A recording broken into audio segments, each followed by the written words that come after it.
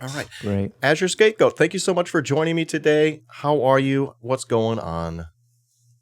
I'm doing good. Yeah. I've been doing some writing recently. I have ADHD, and I'm like going through therapy and trying out different medications and stuff. But for a while now, I've been having a hard time making content, making YouTube videos, and recording things. Even streaming is kind of tough for me to just like get motivated to do that. But I like writing. I like to write. So I've written a few articles for my Patreon, and I'm working on expanding my website, socialism101.com, and kind of rewriting a few things and expanding on a few topics. Because that website, I wrote that website maybe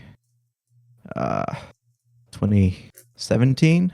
Okay. I think 2016, and it hasn't really the content hasn't really changed that much since then. So I'm kind of working on expanding that a little bit. Okay. Writing's keeping you busy then. Let's pull this site in here. Yeah.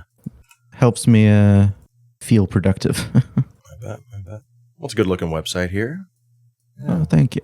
Maybe we'll have some time to talk about that more later, I hope. All right.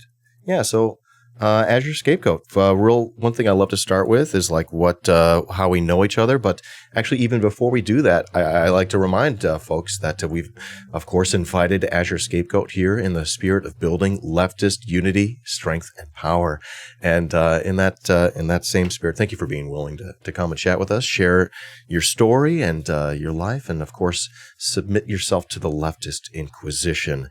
Really excited to get to know you more. I think we know each other because I've just seen your content by watching other people's their Twitch streams, and then along the way I started playing them on my own. So and then of course you got to know Bleep Blop Ben. You've been on Ben's stream a couple of times, and it was suggested that we chat, and so that's I think that's the main story how we know each other, right? Am I missing anything? Yeah. I got to know Ben because he raided me a while back, quite a while ago now when I was streaming, and I didn't know who he was, but he raided me and he had like 30 viewers or something, and I thought, who's this guy? And so I just checked out his stream. I was in his chat for a while, and then at some point I just like suggested, hey, I could come on voice if you want, and we became friends that way. And then I became friends with some of his moderators and people in his community. Mm-hmm. And then one of his moderators named Grom told me that you had told him that you wanted to interview me, but you were too scared to ask me. Yeah, that's it. That is totally it. All right, called out. There it is. Absolutely. Well, thank you again for joining and tell him and sort of showing me I shouldn't have been so scared. I shouldn't be so scared. You're really nice. You're really thank you. Very, very thoughtful. Thank you again for spending your time with me. That's all right. All right. So intro yourself as azureScapegoat. Your name, your pronouns, where people can find you, a little bit more about what you're up to. Yeah. Let's start there. Well, I'm azureScapegoat. I run the azureScapegoat YouTube channel. Pronouns are they, them. And yeah, I got a website, socialism101.com. I got a Twitch. I got a Twitter. That's it, really. YouTube, Twitter, Twitch, website. Okay. I make YouTube videos, or I'm supposed to anyway. Every now and then I stream on Twitch, and I maintain socialism101.com, which is a website aimed at people who are beginners to socialism and socialist theory, and explaining kind of in-depth, complicated theoretical issues in a way that most people can understand. That's basically my whole deal with everything that I do on the internet is trying to make complicated socialist theory understandable for people who don't have, weeks to spend on reading various prose by 150-year-old dead guys. It's a little hard to read for me. I'm not gonna lie. Not your website, but yeah, the prose. Yeah. Yeah, sounds like exactly what someone like me would really benefit from. For whatever it's worth, I'm a relatively new leftist, trying to learn things and expose myself to the right things, and this seems like a really valuable resource. All right. Yeah. Awesome. It's always more to learn, no matter how long you've been reading, how long you've been studying leftism. There's always more to think about and philosophize about. So azureScapegoat, you got the YouTube channel. You've done the Socialism 101. What can people expect from your YouTube channel? Just spell that out. Just basically, yeah. Yeah, I make, I guess I try to make sort of lighthearted, not too complicated or rambly videos, scripted videos with like maybe some animations, or animatics. I don't know what you would call it. Just like explainer videos about various things I find interesting. It can be about socialism or anything really. I made a video about Sweden's national anthem, for instance, which unrelated to socialism, but it's still something I found interesting, and so I wanted to make a video about it, and so I did. I think that's one thing that makes your channel very just genuine. You could tell you're just like, oh, they're not just ideologically fucking like right down the middle. Like you obviously explore a couple different things along the way, and it's lighthearted and fun to listen to. I could listen to you and the guy, the Chicago botany guy. I could listen to you and that guy talk about just about anything. Well, I have been thinking about it, and I'm planning to record a few audiobooks to release on my Patreon, so that I can read some books that I think are important, some socialist theory maybe, that I think people should have read, but as someone with ADHD, I'm fully aware a lot of people don't like reading. So I'm gonna put together some audiobooks in the future. It's probably gonna take a while to produce that, but I'll announce it eventually when that comes out, and it's gonna be available on my Patreon for $1 or however much you want to pay for it. That's great, azureScapegoat. Well, I think I'll be looking forward to that. Okay. Yeah. Well, what else? Do you want to talk more about your projects, or are we ready to talk about some hobbies? What else? What else do you do during your free time, if you have any? What else do you like to do?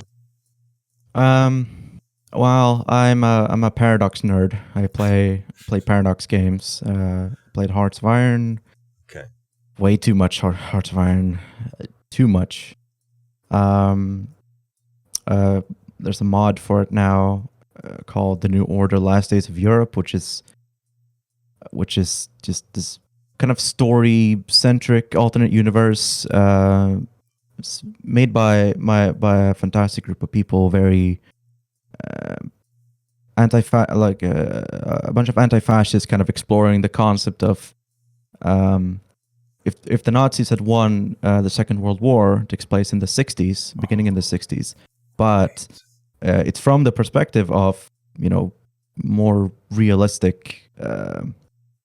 It doesn't show the Nazis as like this triumphant, successful empire, but rather as the crumbling mess that it actually would be had they succeeded, and the inherent contradictions and problems and inevitable collapse that faces any fascist power.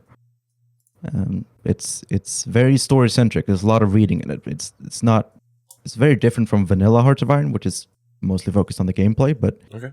I like it a lot, and something I've been spending a lot of time on. I also play Stellaris. I've played Crusader Kings and Europa Universalis and Surviving Mars and a bunch of grand strategy games like that. That's what I'm really into. Yeah, cool. Big gamer. All right. So azureScapegoat. Now we get to. By the way, you look adorable today. Thank you. Yeah. We get to talk about your leftward bound journey. This is your pathway to leftism or left adjacentism. You don't have to define your politics or ideology if you don't want to. You're encouraged to if you're comfortable doing so. But how about we start that a discussion about your pathway towards leftism? Yeah, I made.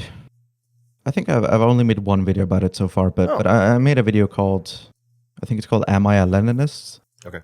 Where I kind of talk about ideology and labels and that kind of thing, and kind of my problem with ideological labels. But for the sake of convenience, I say that I'm an orthodox Marxist.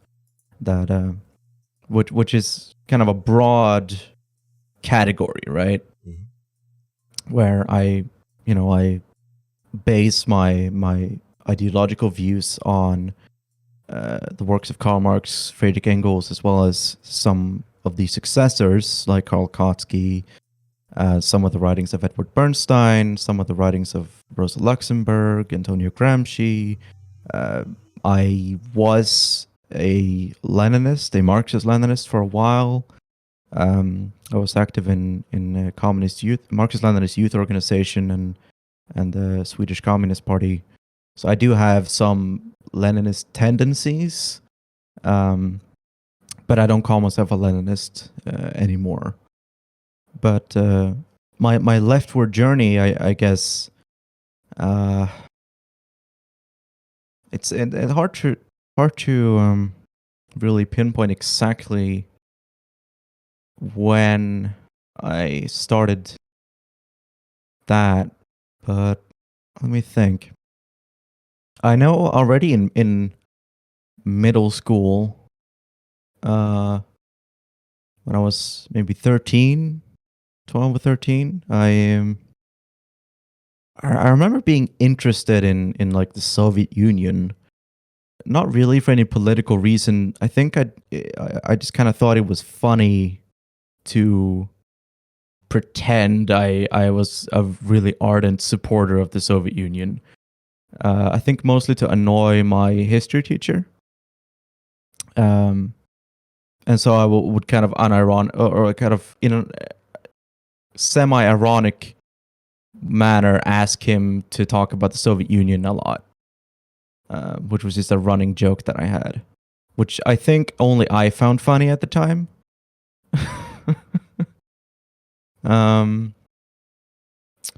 I do remember when I first joined. Actually, something else I should talk about before that.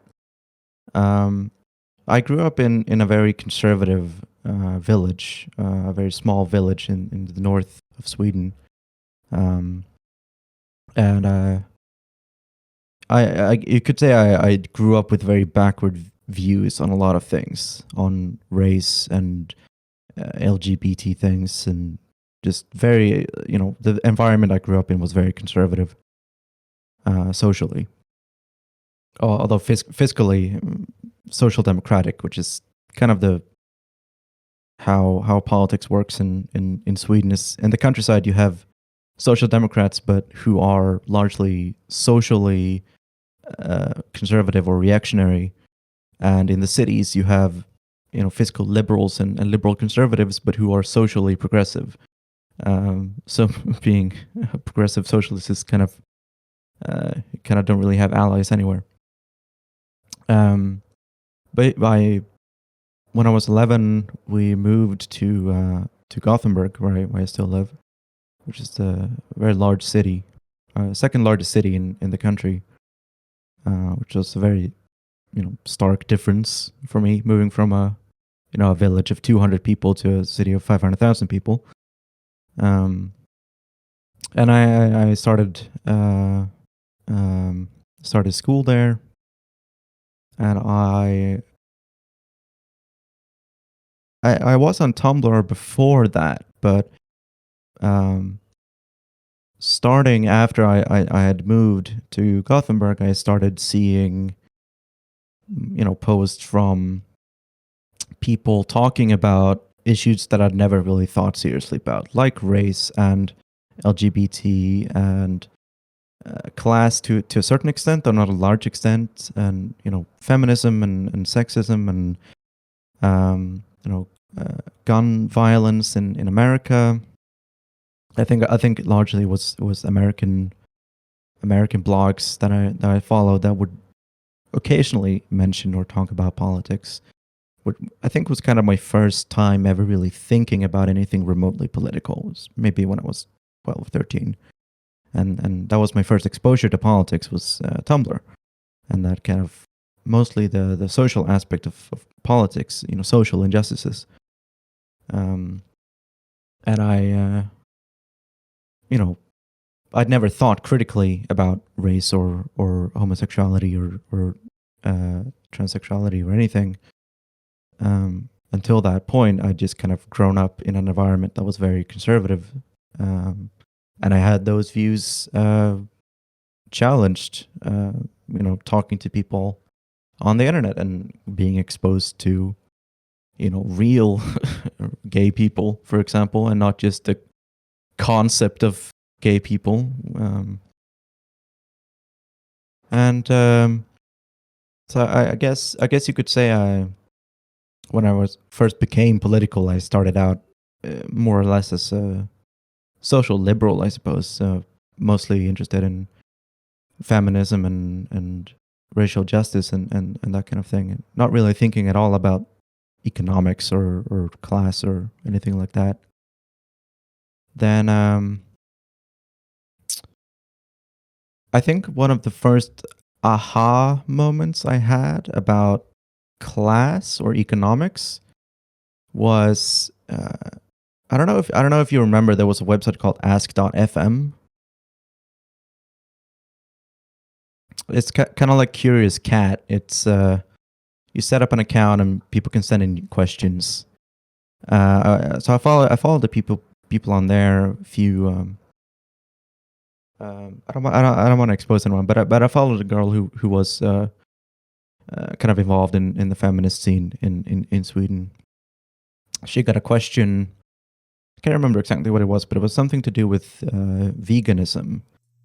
I think something about judging people who aren't vegan, and she responded with something like, you can't blame people for not being vegans because not everyone can afford to choose their diet. And I think that was the first time I ever thought about class or anything like that.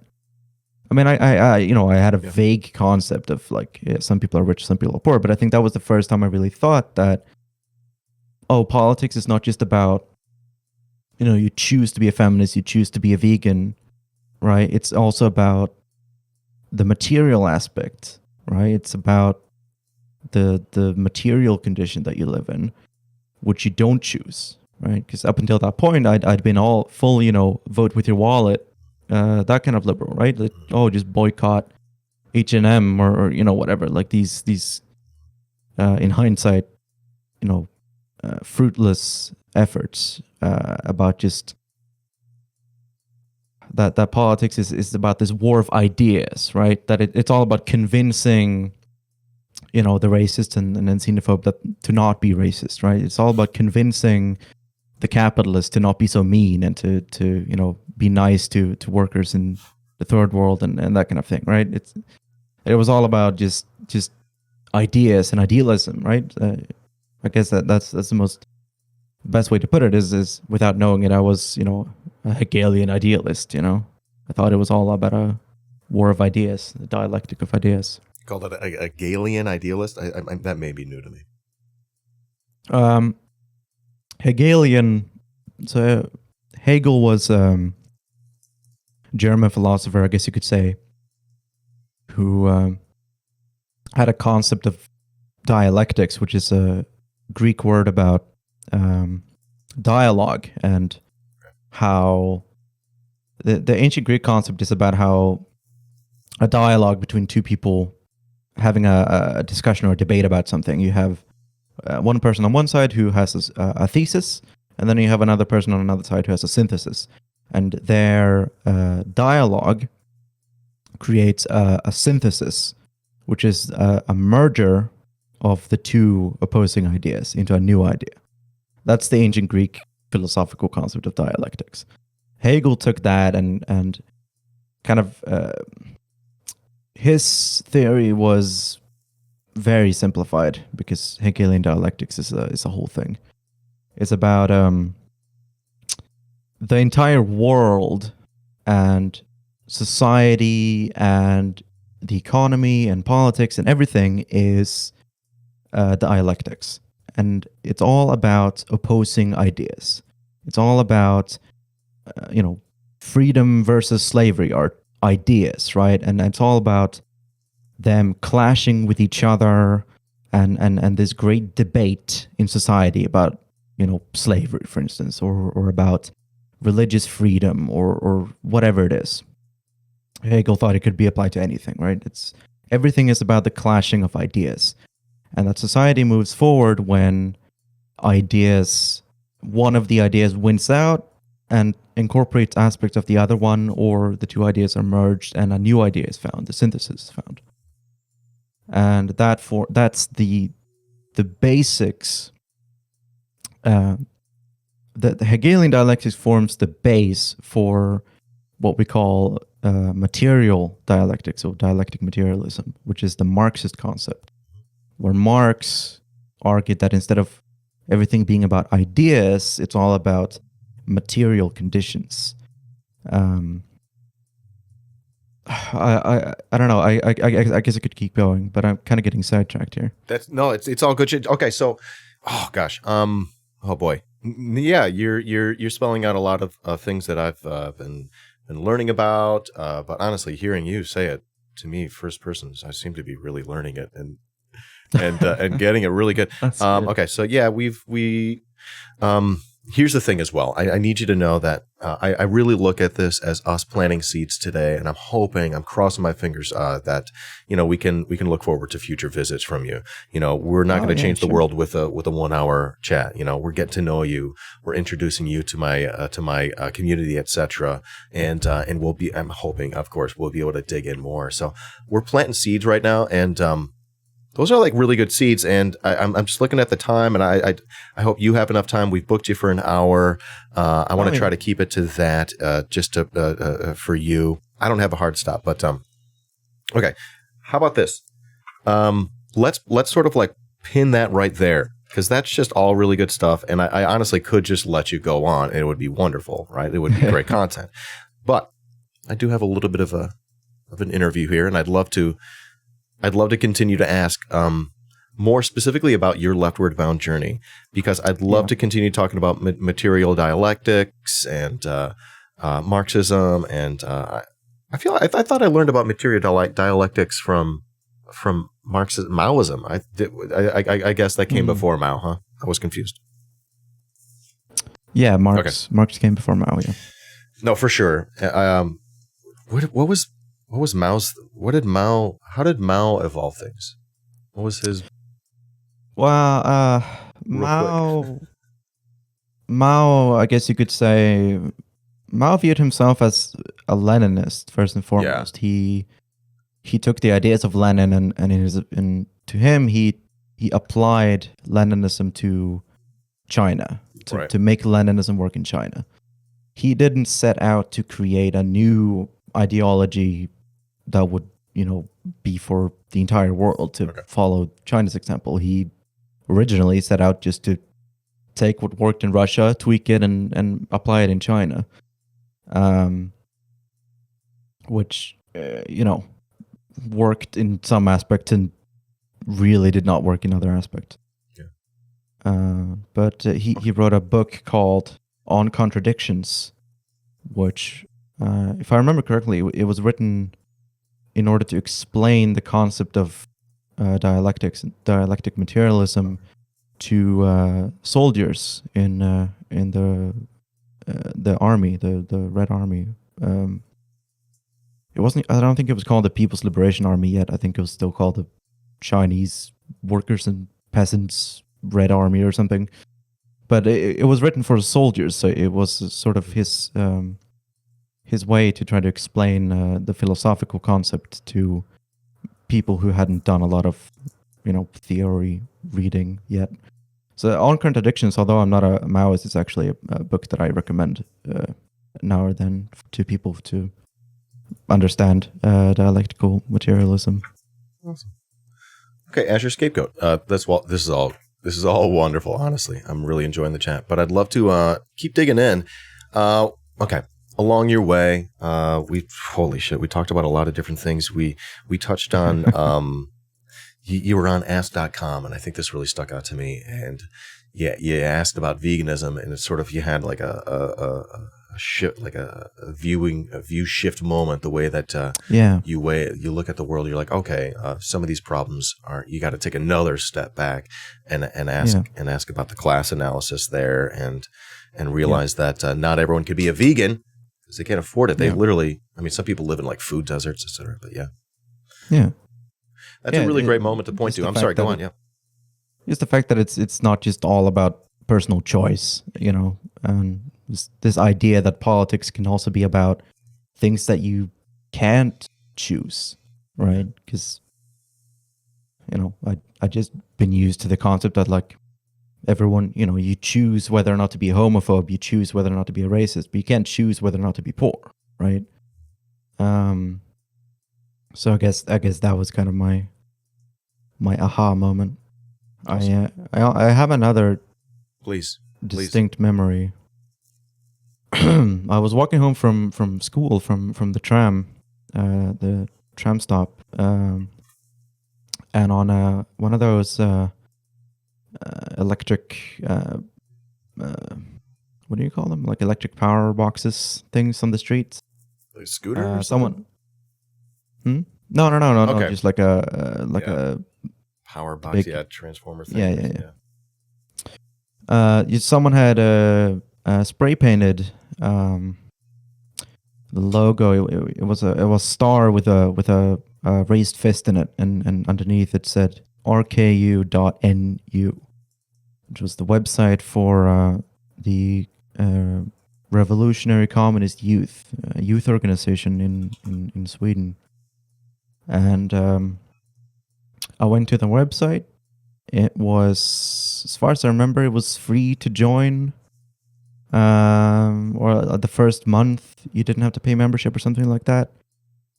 And I just clicked the become a member button, and they sent me a letter home in the mail with a bunch of brochures and various information about who they were and what they believed in and kind of the basics of socialism. And that was the organization that I was active in when I was young, in my youth. They were, they're a Marxist-Leninist, very, staunch anti-revisionist Marxist-Leninist organization. They probably changed since I was a member. It's been quite a while now, but I was active there for a few years. But I also got to know people from kind of all over, from various different organizations, democratic socialists and Trotskyists and syndicalists.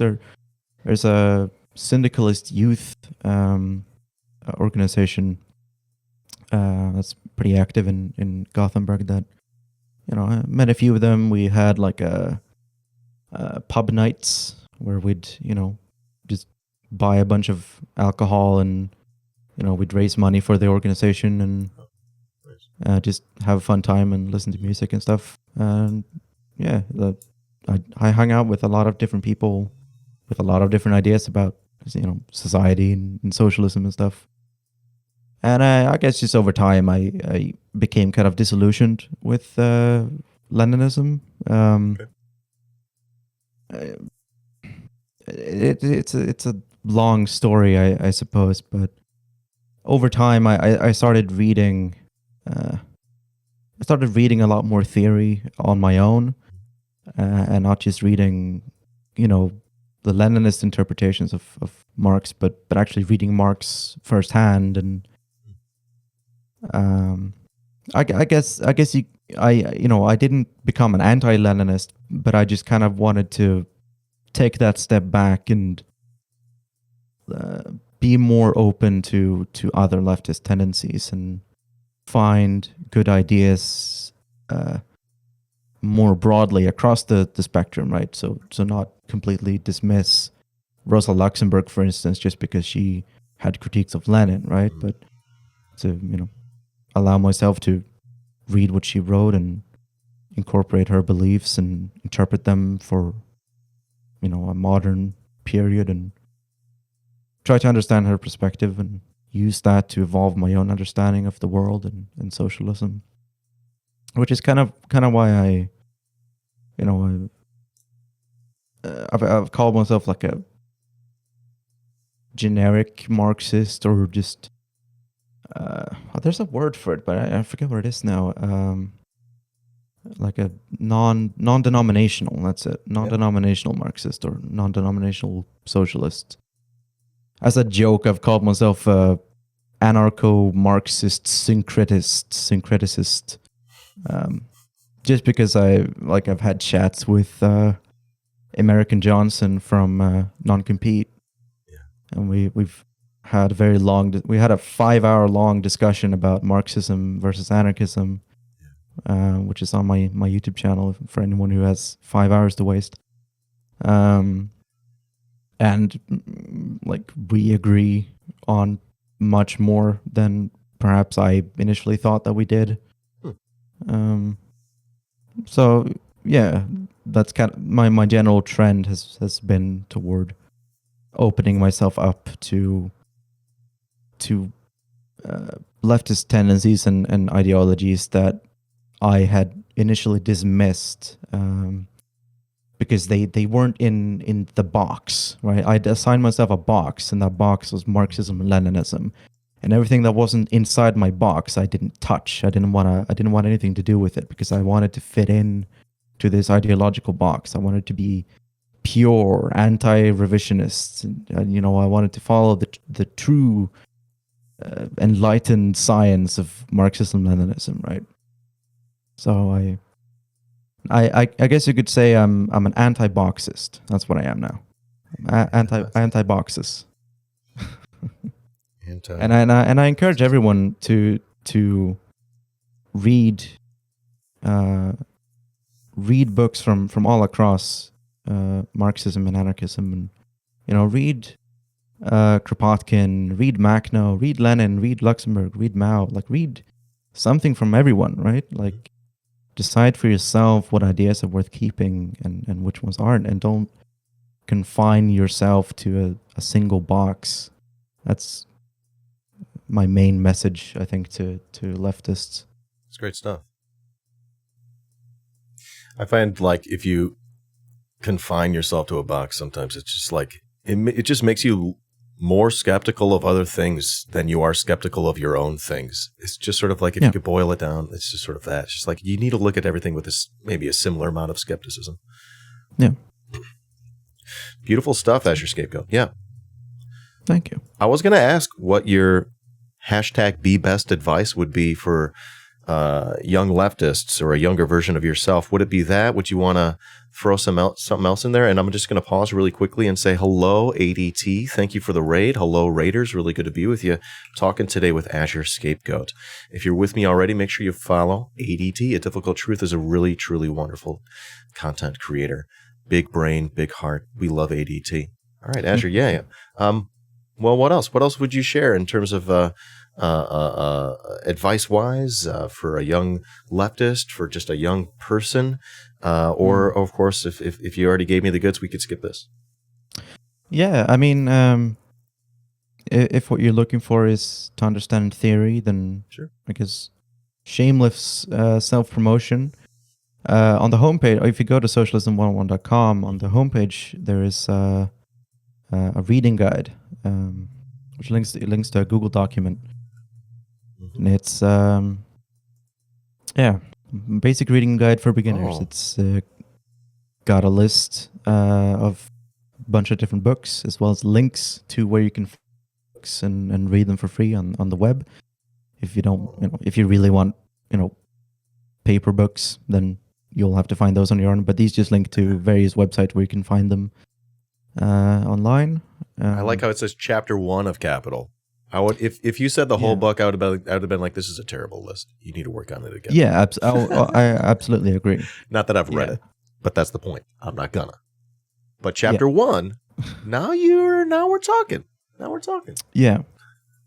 This is a reading guide specifically meant for people who haven't read socialist theory before or have read very little, but people who nonetheless want to try reading it, and that's why at the very top I had Why Socialism by Albert Einstein, which is just really just an article.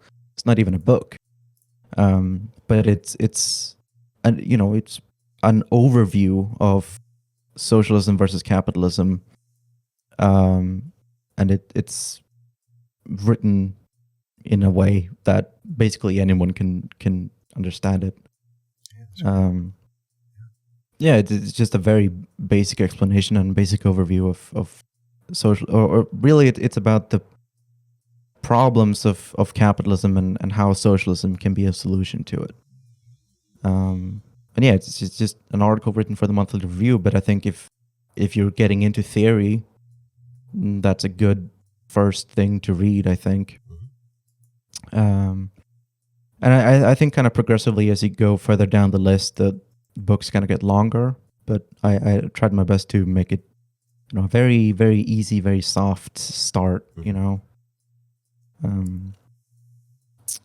But yeah, if what you're looking for is theory, then I'd recommend this reading guide that I made. Cool. But advice for people who wanna, be involved in politics, I would say find if there's a socialist party or organization in your area, I would encourage you to join them, even if they may not share your specific socialist tendency. They might be, believe in something slightly different than you do. But the main part is get to know other socialists and spend time with them and talk about your local communities and your local issues and coordinate on political action, grassroots activism, direct action, that kind of thing.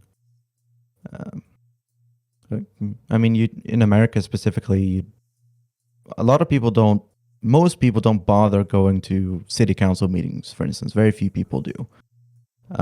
So if you have a, relatively small group of dedicated socialists, you can make a pretty large impact with, a small amount of people by simply showing up to, city council meetings and making the case for public transport, for instance. So yeah, I guess that's my advice: is read books and get involved with your local socialist party. It's awesome. It's awesome. As your scapegoat. So that brings us now to the Leftist Inquisition, the questionnaire that no one hates and everybody loves. That's right. Ready to go? Yeah, sure. This has been really good so far. Loving this. All right, as your scapegoat, first question. Do you have a favorite word? And you could pass or skip any question. I've never thought about it. Yeah. Maybe... No, I don't. Pass. Do you have a least favorite word?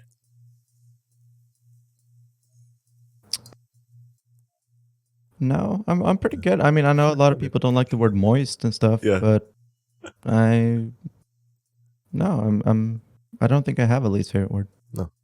Okay. All right. Now, do you have a favorite drug, vice, or a guilty pleasure? You can feel free to name one of each. Probably sugar. Yeah. Yeah. Like candy, what sweets? Soda. I'm doing my best to get off it and stop drinking soda. I'm also gonna try to stop drinking coffee because it's not good for your teeth. It's too acidic, and I don't want to go to the dentist and have my teeth fixed so that often. Yeah. Uh-huh. Yeah, I drink a lot of coffee as well. Yeah. Anything else? Vice, guilty pleasure. Um, Yeah. guilty pleasure. I don't really believe in guilty pleasures. I think if you're getting pleasure from something and it's not hurting anyone, I don't think there's a need to feel guilty about it. I love it. All right, azureScapegoat. Now this brings us to sounds or noises. Is there one that you really like or even love? I'm pretty sensitive to noise. Actually, the only sound I really like is silence. Depending on my mood, if I'm exceptionally tired, I can be very irritated by noises. Chewing sounds is a pretty common thing for people to. A lot of people don't like chewing sounds, especially don't like crunchy, like people eating chips. Yeah, okay. I hate that a lot. But I can get annoyed at, depending on my mood, I can get annoyed at any random thing. Really, in an old apartment where I lived, there was a kitchen fan that drove me insane, and part of the reason why I had to move out of that apartment is because I couldn't turn it off. It was one of those kitchen fans that was always going. And there was no way to turn it off. I tried looking up like the manual for like online and downloading the PDF for the manual, but like there's no way to turn it off. It was just constantly on. So that drove me insane, and some nights I couldn't sleep. Oh, that's the worst. Wait, you slept in the kitchen? Well, it was a one-room apartment. It was like a dorm room, basically. Yeah. So it was a kitchenette. Got it. Yeah. Jeez. Yeah, one of those hot. What's it called? Like exhaust hot plate, fan, I guess. Like a cooker on top of the. Yeah.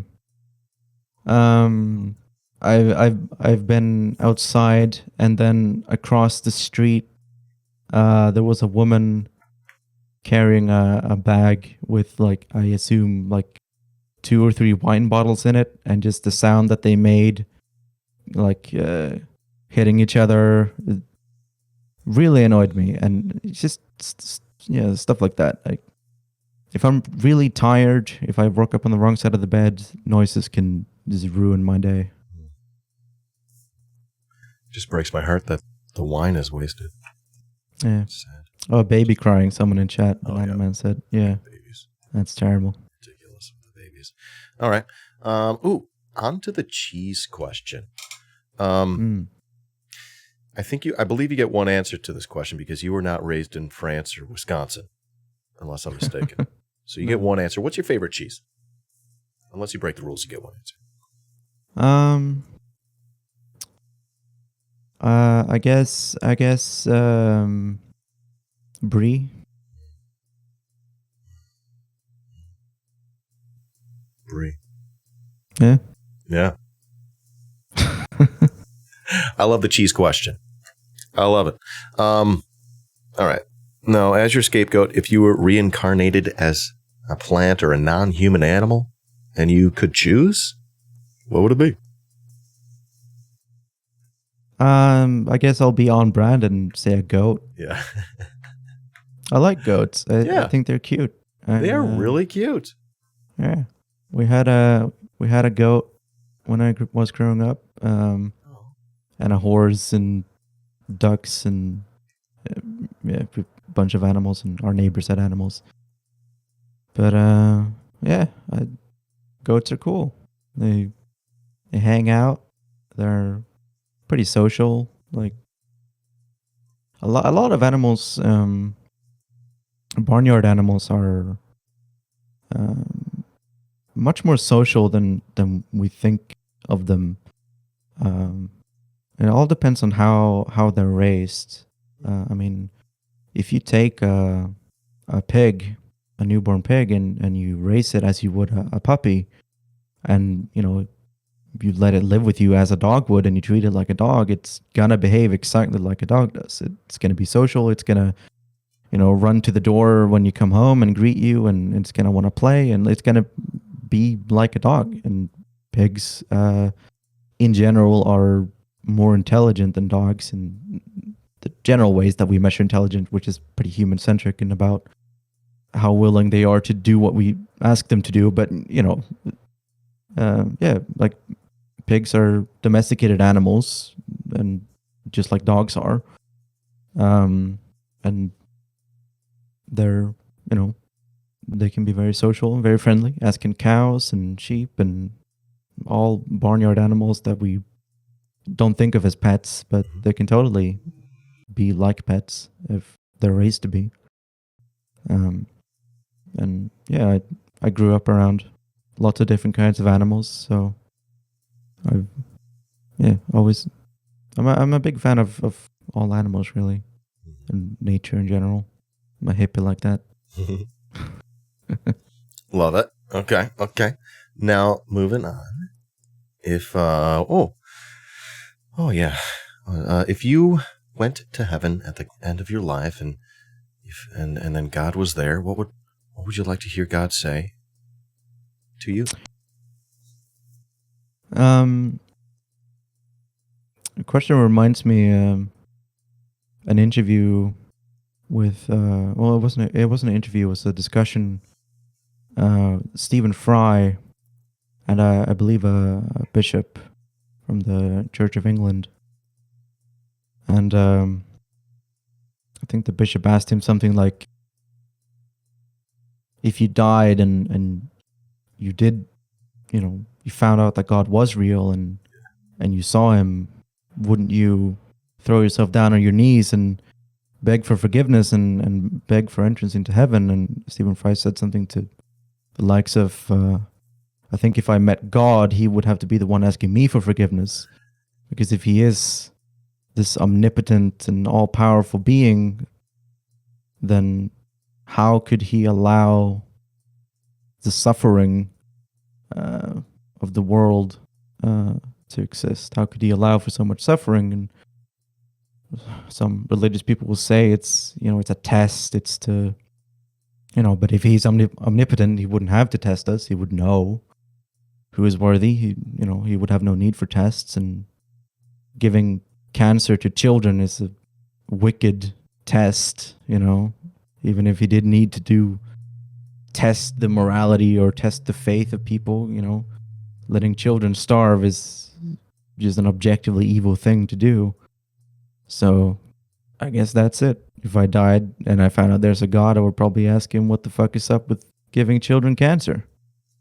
It's a pretty fucked up thing for you to do. You can just choose not to do that, right? You control everything, and everything that happens because of you. You could just kind of choose not to give children cancer, right? I think that's what I would say. Maybe. Well, that's what I would want to say, but, maybe I'd be terrified. I'd be like, oh, dear God, please don't send me to hell. Dear God. Not a good look, giving kids cancer. No, it's not a good look, sweaty. Pretty problematic. A little problematic. I can say so myself. I can think of a couple problems there. All right, so now, as your scapegoat, if you could meet any influential leftist, be them dead or alive, who would you like to meet? I think I would have to say Fidel Castro. Yeah. I think he seems like a very fun. He seemed like a very fun guy. He, I've seen documentaries about him and interviews and everything, and he just seemed like a very down to earth person. He, joked a lot and he seemed very friendly, but he was also incredibly intelligent. I don't know what I would, talk with him about, really. I don't feel like there's anything I would have to know or have to ask him, but if I had to pick, an influential socialist to sit down and, have a glass of rum with, that'd be the guy.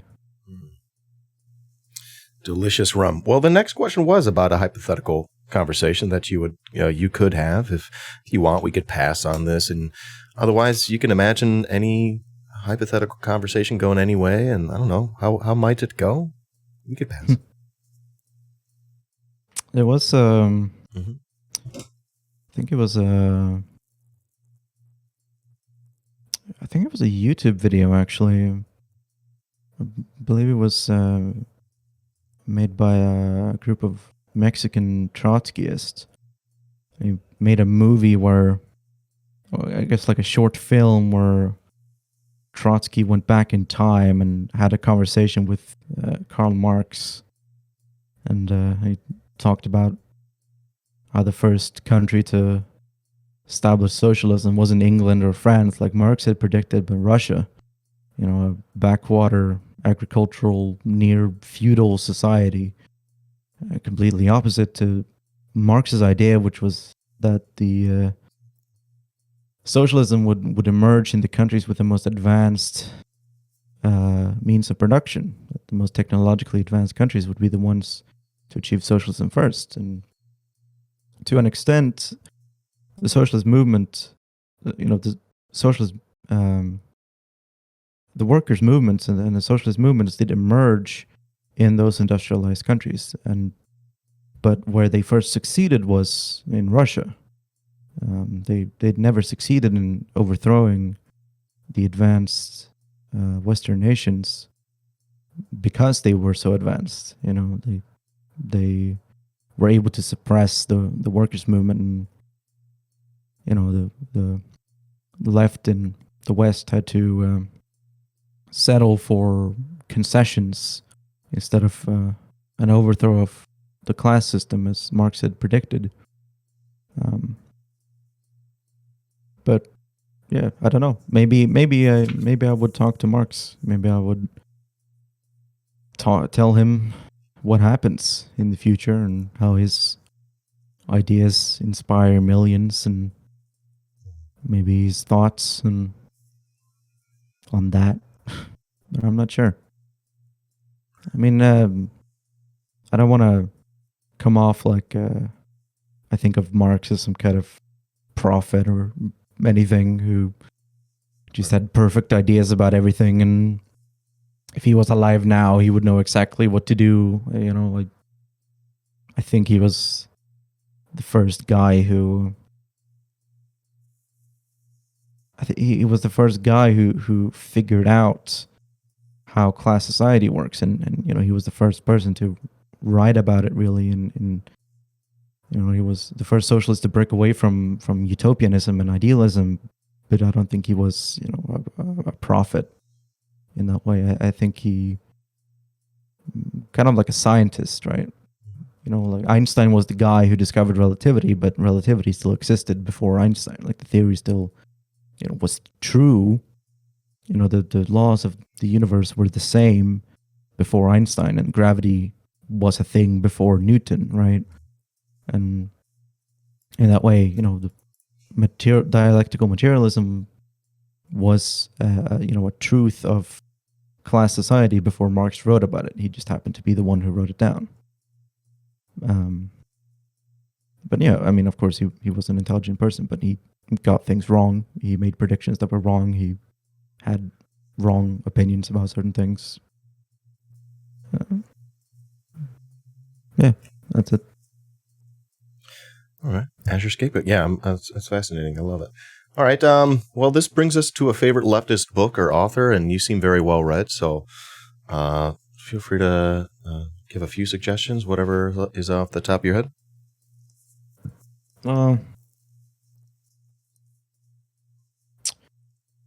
I mean, it's a tough question.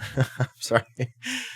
Yeah. Whatever. Maybe the person that I enjoyed reading the most was Antonio Gramsci. Okay. It's his birthday today, right?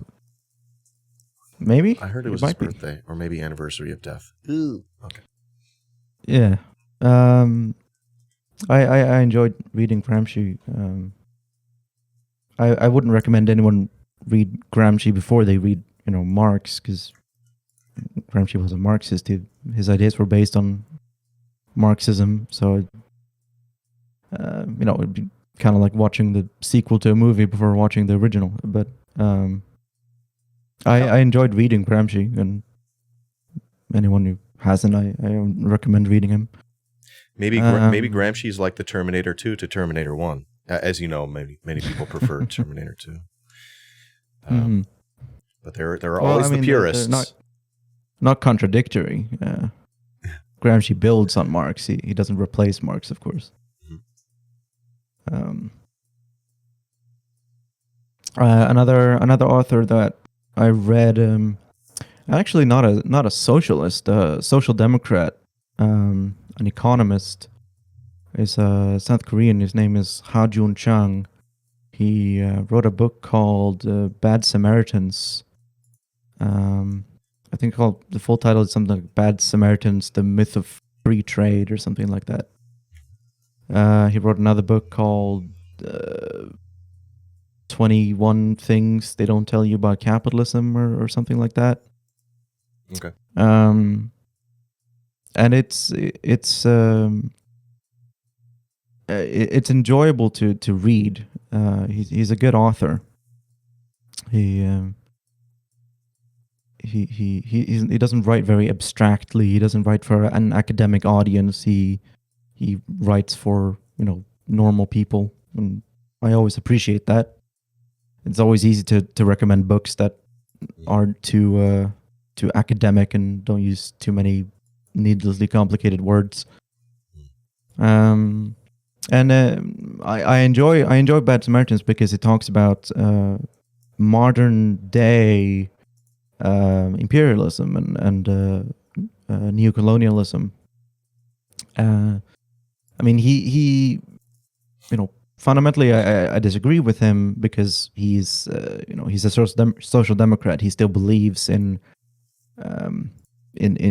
capitalism and trade. He just believes in heavy regulation and market socialism, more or less. But a lot of social democrats can have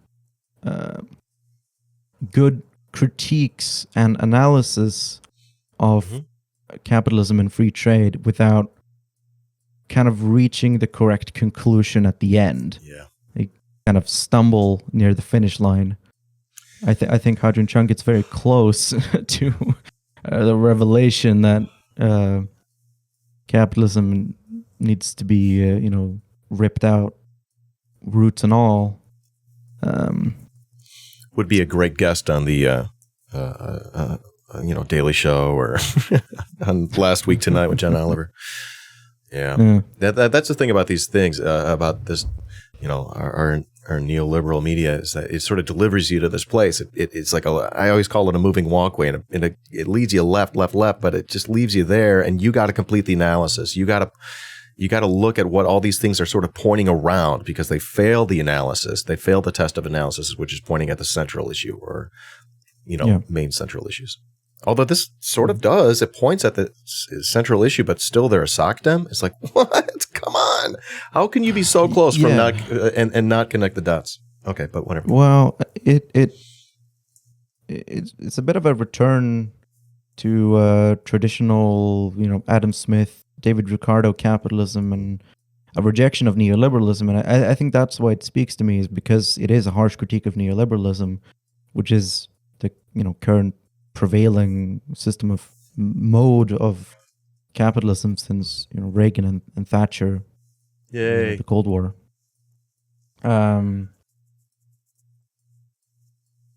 But I mean, yeah, I think he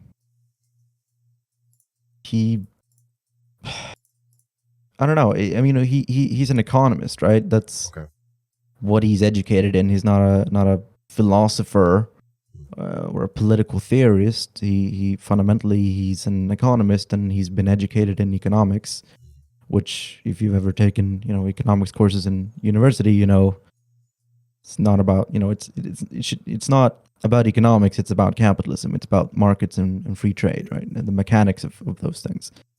And he's reached the correct conclusion, which is that the power imbalance between first world and third world nations leads to exploitation, and that free trade is not free.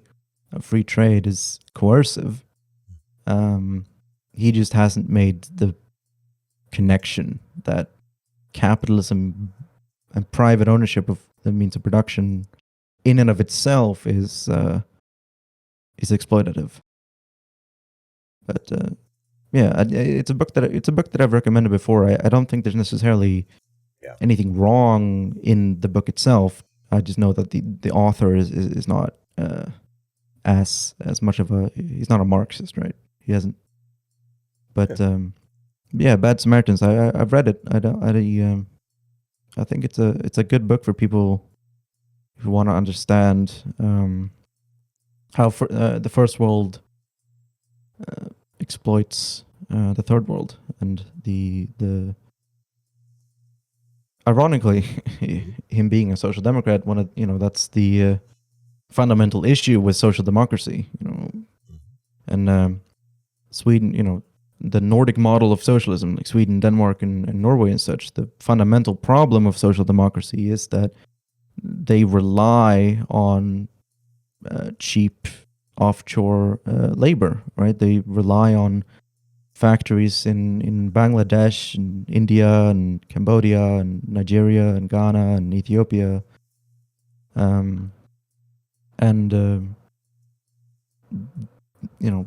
the exploitation still exists, even if the conditions for so-called labor aristocracy, right? The people who live in relative comfort in social democratic countries, they still have those luxuries because of exploitation of the global south. So still benefiting from colonialism, imperialism, etc. Yeah, exactly. And it's tough. It's a challenge because being a socialist in a social democratic country, it's hard to convince people who aren't that, interested in politics about the necessity of socialism. Because, in America, you can talk about socialism and you can talk about the need for, welfare and benefits and improving the material conditions of people who live in poverty and the working class in general, and increasing the political rights and all of these things. In Sweden, there aren't as many pressing material problems facing the general population. There's nothing really to rile people, to rally people around as a single unifying cause for the entire working class. There isn't really anything like that. And the fundamental reason why social democracy is undesirable isn't because it's not fair enough to the working class. We have plenty of benefits and that kind of thing. But the fundamental reason why social democracy has to go isn't because of the workers in Sweden. It's because of the workers in Bangladesh. And trying to convince the average Joe that we need to fundamentally change our entire economic system for the benefit of people in a country you've never been, who speak a language you don't understand, it's hard to do that. Absolutely. Hey, azureScapegoat, we have, I would say, I want to cut this down maybe 5-10 minutes. We got about 5-10 minutes left, as long as you got the time. And this has been a really a blast chatting with you. As I understand, I can go as long as you want, really. I don't have anything to do after this. Part of the format is I'm trying to keep them to relatively hour-ish interviews, and then we build from here. You know what I mean? We're planting seeds, and my brain can only handle so much information. I think yours can handle more than mine. No, this is all truly wonderful, and I'm really enjoying this. And again, looking forward to our next chat. Hopefully, we could do that sooner or later. So that brings me almost to the end of my questions for you, azureScapegoat. Last question. Actually, before we ask, you do stream now. You do stream on Twitch. Is that right? Yeah. Twitch.tv/azureScapegoat. All right. And then what we get to ask you is, what streamer tips do you have? Being a streamer, being a viewer of streams, your tips and tricks can be for a beginner or a veteran, etc. What do you think is important for us to know?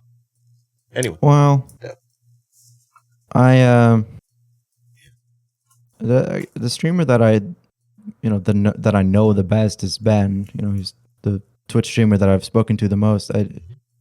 Um, not really that involved with the leftist Twitch community that much. Not like by choice. I'd be happy to talk to more people like yourself, for instance. Cool. But I think Ben and I have we do Twitch for different reasons, right? To Ben, Twitch is his full-time job. He has to pay rent, right? I have a Patreon, right? People donate to my Patreon to support my YouTube channel and the website, right? Keeping the website online. And I make money from ad revenue and that kind of thing. And so Twitch for me has never been about subscribers or bits or anything like that. I really just I stream when I want to, and I stream what I want to, and I do my best to have fun. And when I get a random idea and something hits me and I think that'd be funny, I just kind of do it, and then I see how it works out. And I'm not afraid to change things around and experiment. I don't know if that's a good tip for everyone, but so I don't, my livelihood isn't dependent on Twitch, so I can kind of afford to experiment and do what I want. Yeah, all right. I think that's excellent advice. I think a lot of people are going to get a lot out of that. Love it. Well, I got a little time left. This means, azureScapegoat, we can ask you your questions, and if there are any questions in chat that catch your eye that you're willing to answer, feel free to do that. Otherwise, just ignore everything else. That's what I do. And then we'll maybe have a couple minutes to ask you something else. Yeah. All right, so chat, you fire away. You do your thing. Sometimes they don't have any questions. I just want to warn you. Oh, that's all right. We've shared your Patreon there in the chat, and I think you've already gotten a new patron. Oh, really? Hell yeah! Thank you. Oh, fuck yeah! I have a 3-hour long video really where I analyze a friend of me and a friend of mine analyze Shrek from a Marxist perspective. So if you're looking for that, I think that's what I'm looking for. You can get access to that for $1, and then if you want to become a patron and then donate $1 and then unsubscribe, it's totally fine with me. There you go. It's pretty much free at that point. Yeah, I prefer to support people who you look at their numbers and you're like, oh shit, this person isn't filthy rich. I actually would feel good supporting them. There's so many people I go to their page and I'm like, no, you don't need my money. You don't need it. Awesome. Okay, a couple questions. Are you involved in leftist groups currently? I during COVID, and I've also been very busy with university stuff. It's been tough being politically active, but I don't know. I've tried. There are lots of great people on the left in Sweden. We have a socialist party called the Left Party. It's very hit and miss. It's filled with all kinds of people, ranging from basically just social democrats to ardent communists, and it varies. The quality of the ideology varies a lot depending on which local branch you're a member of. My experience is in Gothenburg, you get a lot of left-wing members of the Left Party, it's called. Whereas I think up north, more up north, around Stockholm, and you get a lot more moderate, democratic socialists or social democrats. But yeah, I mean, I'm always of the opinion that you shouldn't confine yourself to an ideological box, but you also shouldn't confine yourself to a single political organization. I'm not saying you should try to be a member of multiple organizations, because sometimes they don't allow that. They don't want you to do that. But, mingle, fraternize, make friends. Try to foster more cooperation and unity. And just make friends in general, I think. Yeah. They're asking if anti-fascist action in Sweden is a thing.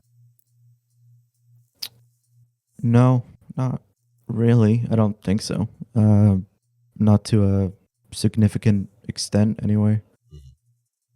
I mean, not as a movement, I guess. I mean, of course, you have anti-fascists in the left party, and leftists in general are anti-fascist, and you have anarchist groups and anarcho-syndicalists and that kind of thing.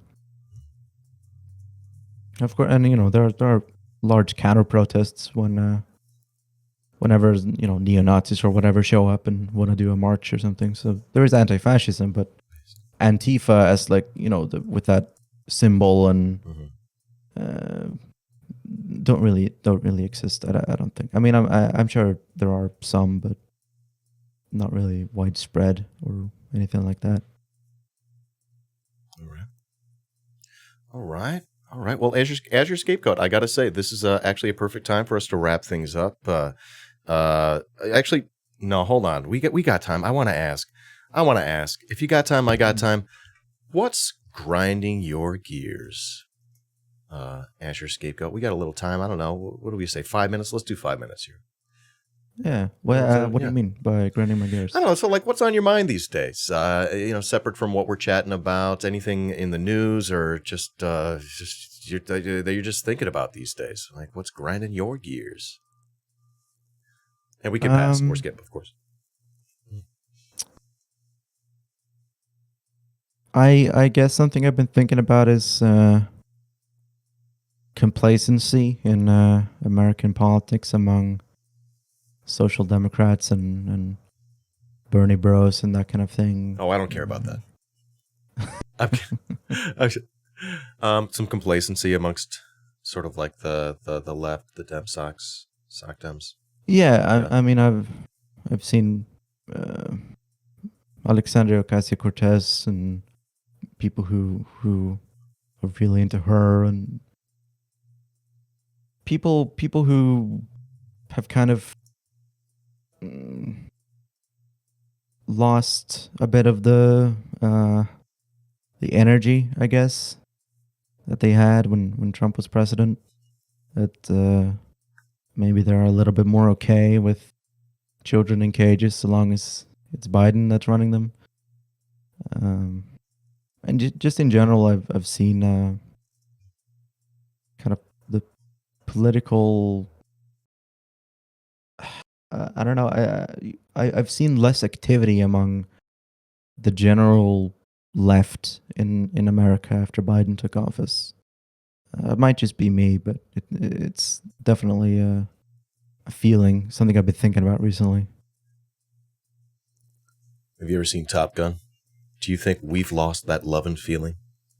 I have not seen Top Gun. That love and feeling. Yeah, maybe we've lost that love and feeling. Maybe you're getting at now that the Dems in office, some on the left, they sort of reveal that they're not as so anti-establishment as they were a few months ago. Yeah. Okay.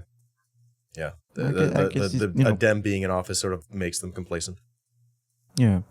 I think in all representative democracies, but maybe in America specifically, there's this idea that all politics really amounts to is making sure that you vote and maybe getting other people to vote.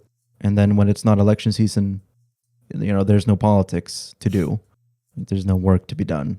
Yeah. I voted. I did my part. I voted for Biden. What more do you want me to do?